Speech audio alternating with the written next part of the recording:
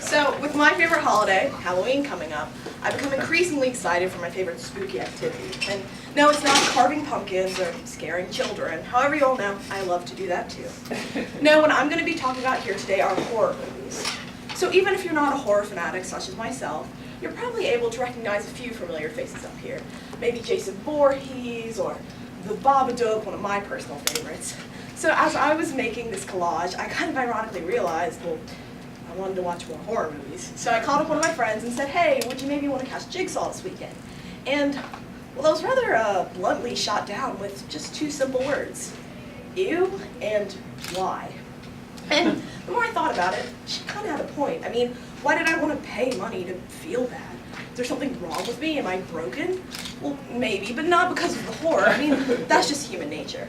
So it's all mostly thanks to our adrenal gland, which lays on top of our kidneys. So what this guy does, if you couldn't already tell by the name, is supply us with that adrenaline that people always seek after. And I'm sure you've all had some form of adrenaline rush. Maybe Chloe when she's on the court, or maybe some people when they're about to talk to somebody they really admire. So when you get an adrenaline rush, you get that increased heart rate, a boost of confidence, and you even get a higher metabolism as a bonus. So the point of this, of course, is when the brain sees something it fears, it reacts and thinks, oh, well, we gotta protect ourselves. This is why people go on roller coasters or even just prank call people just for the rush of it.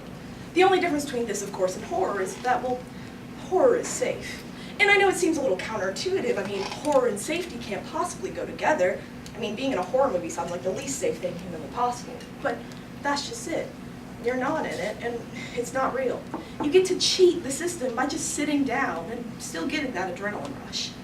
So very quickly, I'm going to run through one of the first horror movies that I've ever seen, which really got me into this horror realm, and which still, again, remains to this day the most disgusting, gruesome, and vile thing I've ever laid eyes on.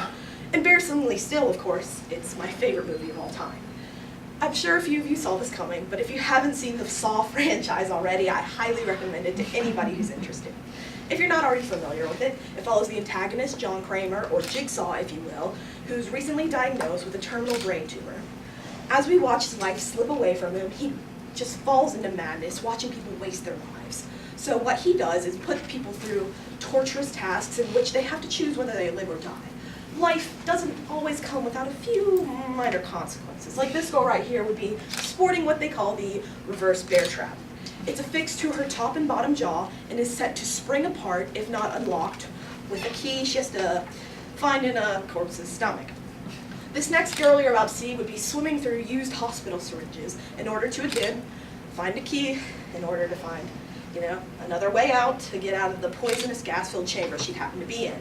Kind of a, hay in a needle stack situation, if you will. So these are obviously not the most gruesome scenes in the series. I mean, I'm not even allowed to show these in a school setting, but you can kind of assume that they're pretty vile. But the craziest thing about it is that there are 9 Saw movies. I mean, people eat these things up. I already told you it's my favorite movie. Well, Aristotle was explaining this why, because, Aristotle was explaining why this is over 300 BCE. He theorized that we all have this internal desire to commit these crimes, but we vicariously live through them by watching other people get hurt.